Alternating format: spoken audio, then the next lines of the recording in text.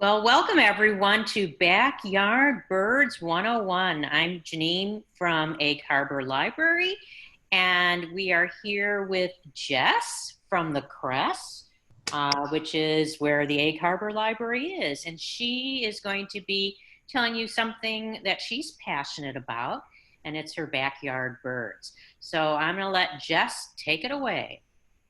Okay, thanks, Janine. Thank you, everybody, for joining us. We also have Morgan, who is the marketing director for Door County Libraries, and we have Lydia, who is our marketing coordinator at the Kress Pavilion, an environmental person with the village. So let's get started. Okay, so a little bit about me. So I'm the manager of the Kress Pavilion, but I'm also a bird wrangler, obviously. Kind of farming background is my grandparents' farm. I helped them when I was growing up. Got my first chickens actually when I was living in Portland, Oregon. And I started with 3 birds, and I remember that was pretty overwhelming to me. But as it turned out, now I have many more birds. So that was about 7 years ago. We've kept birds consistently ever since. And then this next photo is my husband and I. We are duck owners now as well. Those were our first ducks in 2015. They were Indian runner ducks. We call our little area in Jacksonport the Under an Acre Farm, just kind of jokingly. Part of our family as well as Lupin, who is our golden retriever. She's super docile. And then our other dog is Trouty. So Oh, we're really lucky in the sense that they get along with the birds really well, and that can be a stumbling block for sure. So first, benefits of keeping birds.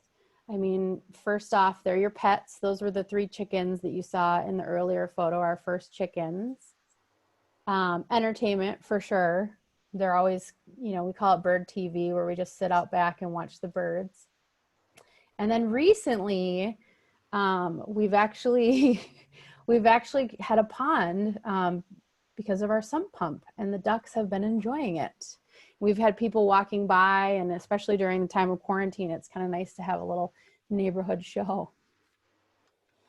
So other obvious benefits are, for eggs, we get a ton of duck and chicken eggs. We actually harvested one of our Peking ducks this year. And then, with an abundance of eggs, you're able to kind of play around a little bit and experiment. So pickled eggs were a quarantine experiment. And then, they're not the so obvious benefits. We use our chickens to till up our garden beds for the season. Just by nature, they like to dig in the dirt. And so they go through there and they, pick at the dirt. You can kind of see this is where their run is now. They kind of decimated an area. So that's one of the negatives of having birds is you got to give them a ton of space, and they're going to eat that grass. And then I wanted to share this next photo here. This is in Italy, actually, them using chickens to peck around in their vineyard. But then ducks. Now I'm going to play this video, and I hope that it works. These are Indian runner ducks, and this is what they do for this. Actually, them using chickens to peck around in their vineyard. But then ducks. Now I'm going to play this video, and I hope that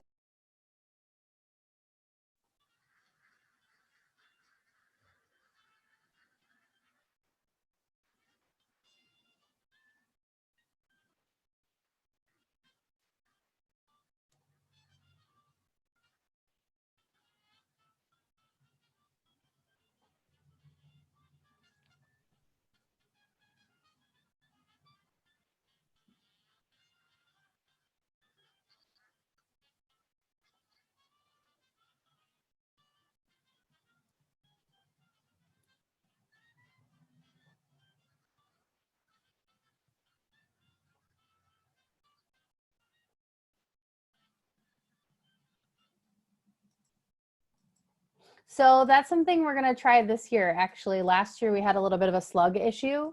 And what you can do with the birds is you can actually get some temporary fencing and put it around an area you want them to work. So that's kind of a cool. And the ducks are interesting because they won't actually eat the feather or the leaves. They'll just eat whatever bugs that they find. So this is 101. So just breaking down what's involved. Obviously you need to open them up every morning, which is, involves letting them out, give them fresh food and water. That's a daily task. If you want to let them out kind of like we do, we let them run and play around the yard. Collecting eggs, you have to do that every day because they're fresh. They're going to last longer than your store-bought eggs. And then, at night you need to close them up, obviously. And then the cleaning of the coop is going to really impact their health. If it's really wet, you want to do it almost weekly. But if it's drier, you can do it about monthly. So, okay, you decide you're up for it. The first question is, does your municipality allow birds? We're pretty lucky in Door County because a lot of the municipalities do allow birds, but you should always check with your clerk to see. One of the issues that people find is that if you get a rooster, then you might, your neighbors might be complaining that it's too loud. So that would be one issue that you could come into contact with. And then do you have adequate space for the birds to roam? So one thing to think about is it's about 15 square feet per bird that you need for them to roam. And then I think it's a really good idea to right off the get-go, like try to find a friend to kind of commit to be your bird sitter. Because when you're talking about vacations, then you need somebody to let them out every day and you need somebody to put them away. So it's always good to come up with a bird sitter. So first things first, you're going to build your coop or you're going to make a plan to build the coop, because once you get them out of the brooder in your house, like once they get big enough, you're going to probably want them out of your house. So this is the first coop that we built. It actually, was really simple. It was mainly salvaged materials. But that didn't make the trip from Portland. And then, we created a run for them. It's really important to keep them covered when they're little so that hawks don't get them. When you're thinking of the size of a coop for chickens, it's 3 square feet per bird minimum. I mean, it's always great to give them more room. And then when you're thinking of ducks, it's 5 square feet per duck. So let's talk about the anatomy of a coop and the good things that you need. So this is probably our favorite. The first one's probably our favorite chicken setup we have. We actually bought it from a friend. Can you see my pointer? My cursor on the screen? Okay. So this section right here is our nesting boxes. It's super convenient for us to pull the eggs out of there. And we have a nice covered run here for the birds. Typically we'll let them run outside of there, but it's nice to have an outdoor area. And as you'll notice, it's on wheels so that we can move it periodically so that their run has nice fresh grass. Another component of the chicken coop is, you're going to want to have a way to suspend the food. It just helps from keeping mice and things out of the food. Let's see what else. You do need a perch for the chickens. Unlike ducks who like to nest on the ground, the chickens do like to perch up on a little roost. And then you can kind of see a better look of our nesting box here for them. Okay, so ducks and chickens, can they live together? What's different? So we actually have ducks and chickens living together. You can see online there's a bunch of different stances people have with it, but for the most part, our ducks and chickens were raised together, so they get along really well. So this was the duck coop that my husband built. Again, salvage materials, very basic. The chickens require the nesting box, but the ducks don't. And so this is a nice area for the ducks and chickens. We've got the perching rod up top there. And then you can see there's a ramp here. The thing about ducks to know is that you don't want a ramp that's pitched too high because their little legs, it's hard for them to walk up. But here I have a little video of everybody running out. That's the morning routine of letting them out. So, nope. Okay. So a couple other key factors in keeping out the predators. I mean, we've had everything from stray dogs to like fox to fishers to hawks actually swooping out of the trees to like get our birds. So a few factors are, you can see here with the run, it's really secure. You can see this is something that like raccoons, for instance, can't undo with their fingers.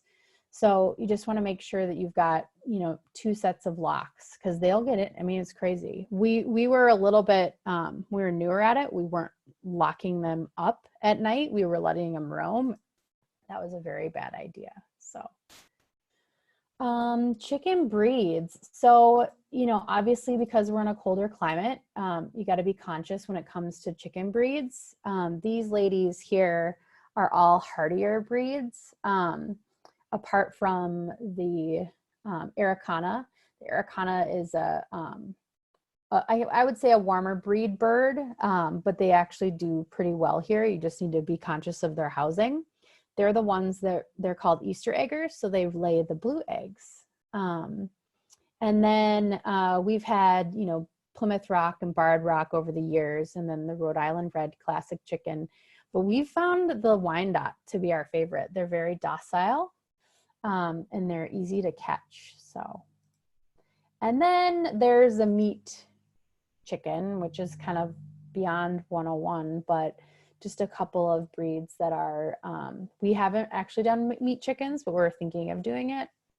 So there's the Red Ranger chicken, which is more of like a free range bird that can be multi-purpose. So it could lay and then also serve as a meat bird. And then there's the Cornish cross, which there's a gentleman who, if you ever get into birds and you want to learn more about growing them for meat, there's a gentleman called Joel Salatan that swears by the Cornish cross. So then duck breeds. So the Cayuga duck is a breed, it's a heritage breed out of New York. You can see they've got a really cool color, and they actually lay like gray duck or gray eggs. And then the khaki Campbells are also really great for laying. And then one of my favorites, the Indian runner. Okay, and then meat ducks. So this year we actually they ended up shipping us some of the wrong ducks. So we ended up with some pecans, some jumbo pecans, and those are going to be bigger and better for meat. And then this other breed I really haven't explored. I just did a little bit of research on heritage breeds, and this was the other one. So, all right. So places to source your chicks or ducklings. So crazy, but because of this pandemic we're in right now, there's actually a shortage of birds nationwide because there are so many people that are wanting to be more self-sufficient. And so I called Tractor Supply, where we've gotten them from, and their weekly deliveries will start next Wednesday. So you can actually go in store and pick them up. But it's always a good idea to call ahead of time. They do have minimums, so 4 bird minimum in the store or a 10 bird minimum to special order. You can give them a call, and if you have an idea of a breed that you want, if it's a specialty, then they'll order them for you, which is really nice. And the Co-op also, but they actually had said they're not going to get their delivery until the end of the month because they've got so many. I mean, the hatcheries are just, Murray McMurray is the next one I'm going to talk about. They actually were written up in the New York Times about having shortage of birds. So we've ordered from them before. That one, that's probably the most reputable. We've ordered from other hatcheries and the birds show up and they're in bad shape, or we get the wrong birds altogether. Murray McMurray, we ordered birds from last spring and they ended up coming, but then they sent us new birds. So actually we ended up with a lot more ducks than we needed. So, and there you can kind of go on their website and they really break down like what what birds are good for what, and it's always kind of fun to window shop. The only thing about that is if you should get in on an order with someone else if you don't want too many ducks or chickens.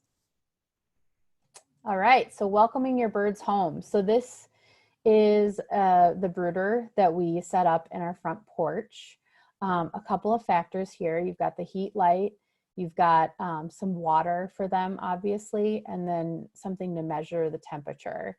When you get your chickens home, you want to put their little beak in water so that they know where the water is.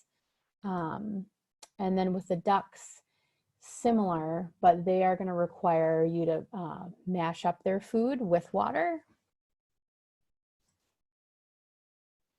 And then just kind of diving into the actual care for the birds. So as I said, this is kind of the whole, layout of it, but basically you need to dip their beaks in water and food. You have to create a mush for the water and the food for the ducks because they require that to swallow it. I've actually had to help a duck swallow before, so it was really kind of scary. Also, kind of icky thing on the first week, you need to check their bottoms for blockage. So you have to make sure that they're not clogged up. And then just week by week, you're going to be,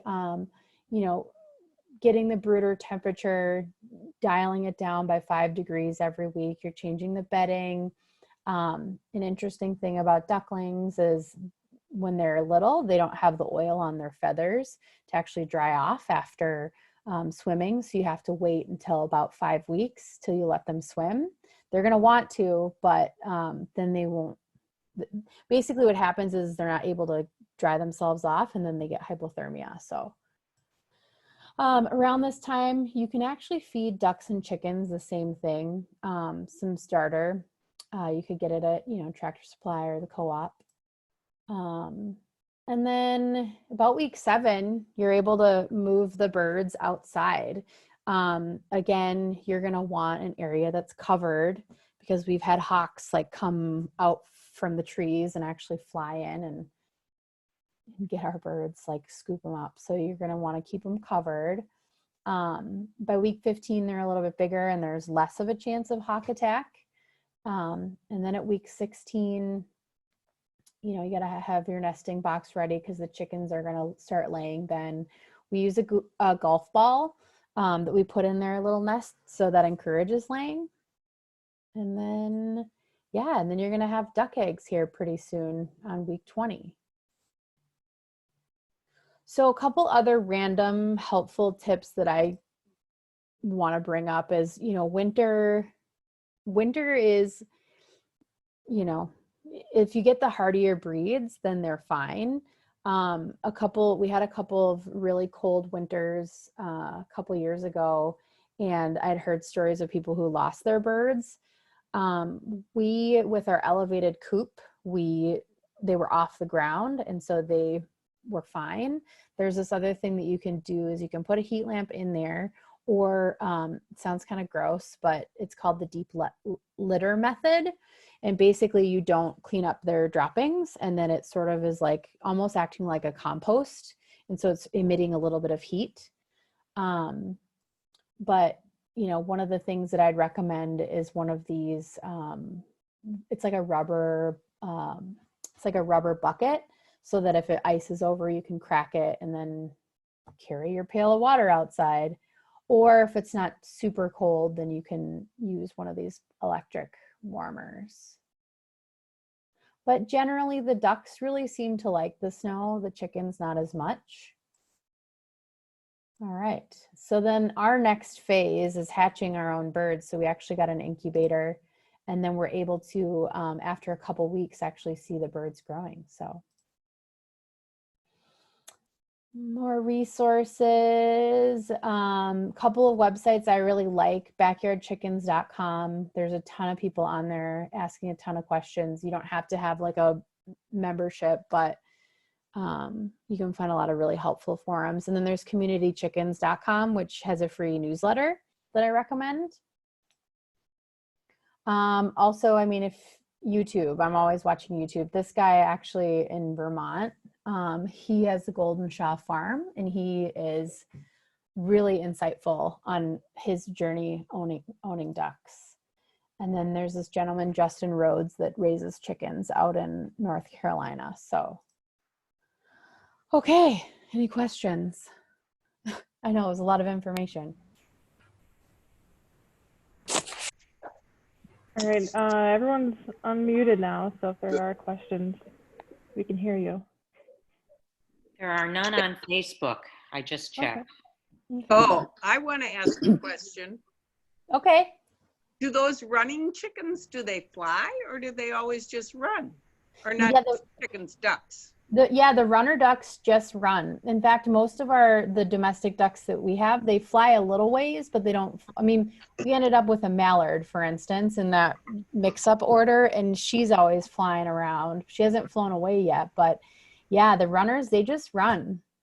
So they just go out in those fields and get all those slugs and then run back in their thing. Mm-hmm. Yeah, and I'll show you guys a That's fun. crazy. Yeah, I'll show you a fun video. Mostly the birds will like come when we call them or when we shake the food can. Oh, could she see us? Yeah, but her mic is muted. Wait. So I have got a question. Yeah. We've never done this before, but we have an outbuilding already that we're not really using. We thought about cutting a hole in the side of it and building a coop inside that outbuilding. Mm-hmm. You know what I mean? But then as far as the lawn goes, we thought about letting them run free, but is it going to end up like we've got a big mud lawn or? Well, so if you have ducks, they're really detrimental. The chickens, like all that damage was mostly ducks because they basically, yeah. So chickens just kind of peck here and there, but the ducks are the ones that really tear up your lawn. But the chickens, not so much. They're more looking for like bugs and they're not, yeah, but you do want to watch them around your like flower beds and if you've got like small seedlings, but yeah, but for the most part, they can be corralled and just when at night, like you just shake that food can, they'll learn to come back when you call them. So. Okay. Yeah. All right. Any other questions? Oh, if you get chicks, somebody told me once, I don't know if that's accurate or not, that it takes about a year before they lay chickens. No, chicks? it's about, well, it's 19 to 20 weeks. Like, so it's not a whole year. But usually like because typically people will get them in the spring, then they'll start laying by the fall. So, okay. Yeah. And do you have them, do you encourage yours to lay throughout the winter? I don't, but a number of people, I know friends of mine do. We don't have power running out there. And so we don't have a light on them, but you could. Okay. You could. Ultimately, it will make the eggs like less rich, I think, because they just kind of get worn out. Your chickens won't last. Okay. So, yeah. We'll work them to death. Okay. Yeah. Thanks. I actually do have a question. Yeah. Sorry, I'm muted because I have a little baby right here. But what's the best way to introduce your dog to your chickens? Like my dog's pretty easygoing with all animals, but you know, if we do get them, like I want it to be a good scenario. So what's your recommendation? Yeah. So what we did with our dogs actually is we kept them at a distance and then, watched them when they were really little, but we actually had our dog, we set her right in front of the chickens and said, no, no, no, no, no, like over and over. I mean, just held her, just didn't, we didn't like, we just said no over and over, just so she got the point, like kind of restrained her. And then, I'd watch them for a while. Okay. But it worked for us. We just told them no over and over. So. Okay. That's good to know. Thank you. Yeah. Mm-hmm.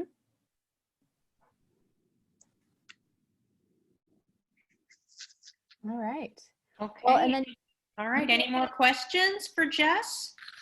Well, thanks, Jess. My phone number? Well, yeah. So it's 920-868. You can call me on the Kress line 3334 extension 3. But yeah, call me at the Kress for sure. I like talking birds, so. Okay, thanks. Yeah. This was fun. Good. Yeah. I mean, The internet is good. Zoom is fun. Thank you guys for being patient, and I'm gonna show you a final video of how smart these ducks are.